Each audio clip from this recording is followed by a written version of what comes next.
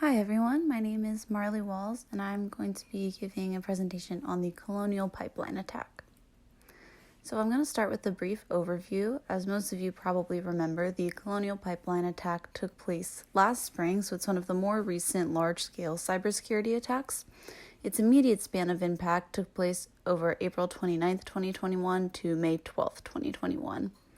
Essentially what happened is Colonial Pipeline had a legacy VPN account assigned to one specific employee, and that employee did something to compromise the password. We cannot be 100% certain what it was, but it's possible they logged into their machine off of a different network by taking it home or something along those lines.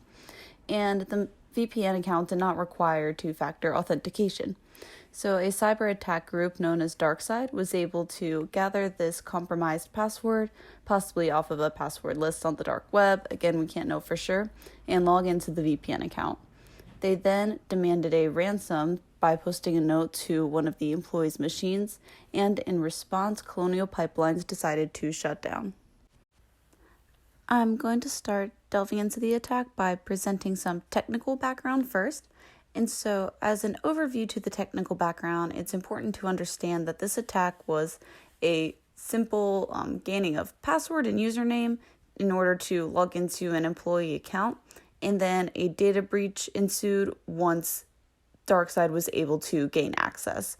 So there wasn't anything too complicated here, just a simple case of information being leaked and then being used in a malicious way. It is important to know that two-factor authentication, or really multi-factor authentication, is a best practice in protecting sensitive information, such as VPN accounts.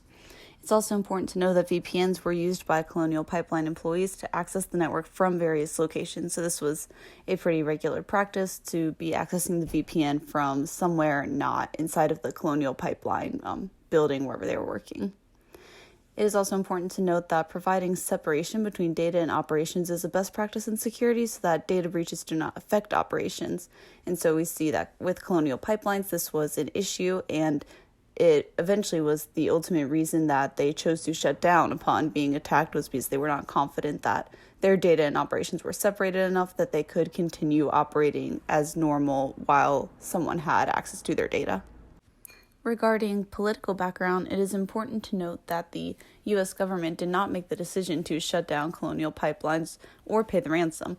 Both of these decisions were made by Colonial Pipeline, so although Colonial Pipeline did alert the FBI as soon as they became aware of the attack, they independently made the decision to pay the ransom and then shut down the Colonial Pipeline's operations, which, as we saw, affected a huge number of people along the East Coast in particular.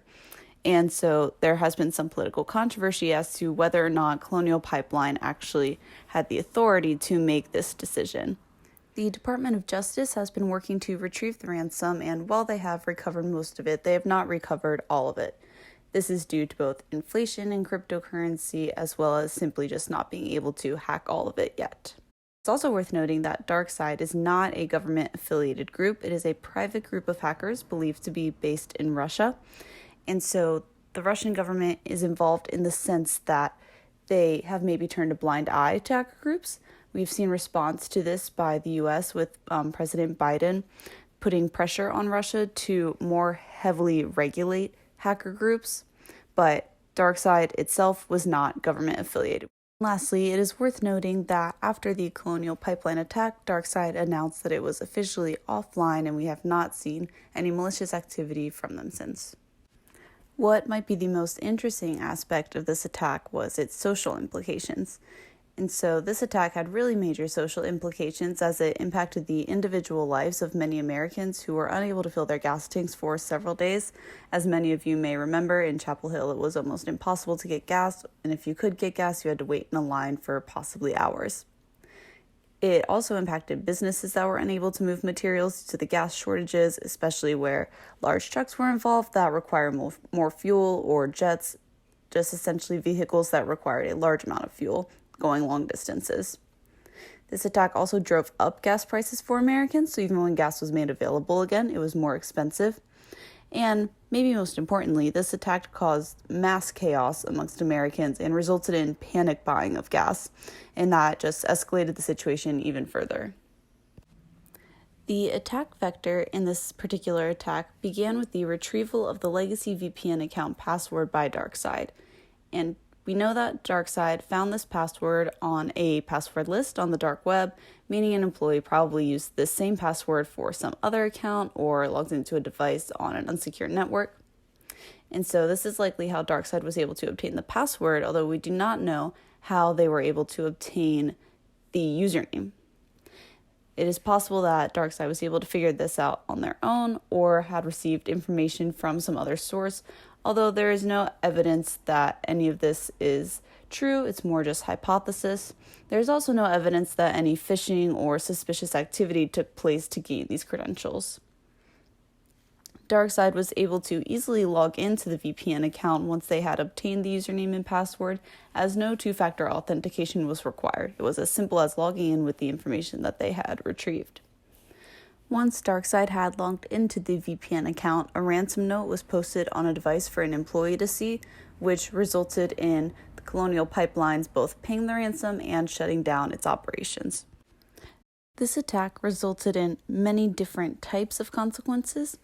So firstly, Colonial Pipeline obviously lost money from this attack that they paid during the ransom. Additionally, Colonial Pipeline was directly impacted through a damage of reputation following this attack.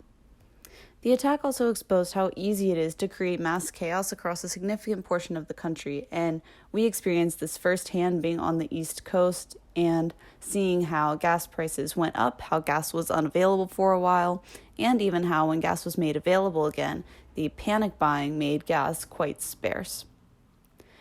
We also see losses in the time and resources that the government had to spend on this attack. So as I previously mentioned, the Department of Justice is spending resources trying to recover the ransom as much as they possibly can. Lastly, and possibly most importantly, this attack created a wake-up call for cybersecurity measures and how important things that seem quite mundane, such as multi-factor authentication, can really be. Having measures in place like multi-factor authentication and separation of data in operations can be imperative in attacks such as this and can keep seemingly simple attacks from impacting the lives of many, many people. My motivation for studying this attack rests in the fact that I was directly impacted by it, and I imagine that many of you were as well. I remember trying to take a road trip up the East Coast around the time when this attack was happening, and so it very directly impacted my everyday life. An attack like this also demonstrates the importance of proper security measures. If simple things such as multi-factor authentication had been in place, this attack may never have happened in the first place. In conclusion, there are many key takeaways we can take from this attack. Firstly, private businesses must have proper cybersecurity measures in place. As we see from this attack, it can really impact the everyday lives of people when that is not the case. And it is not just a government issue to have proper cybersecurity measures. It should be something that we can expect from businesses as well. Secondly, multi-factor authentication should be standard. It would have been an easy way for this attack to possibly be prevented. Next, it is important to write code that you are confident in, especially as far as security goes. If Colonial Pipeline had been more confident about the separation between their data and operations, there would have never been a need to shut down the pipeline in the first place, regardless of whether or not the VPN account had been hacked. I'll wrap up with some questions for you all to ponder. First, once Colonial Pipeline was aware of the attack, do you feel like it was handled well? Was it necessary to shut down the pipeline? And is there anything that they could have or should have done differently? Second, in addition to the utilization of multi-factor authentication, what security measures may have aided in preventing this attack had they been in place? And I will end here with the citations for the articles, websites, and blogs that I used to conduct research about this attack. I hope that this was an informative presentation, and I thank you all for watching.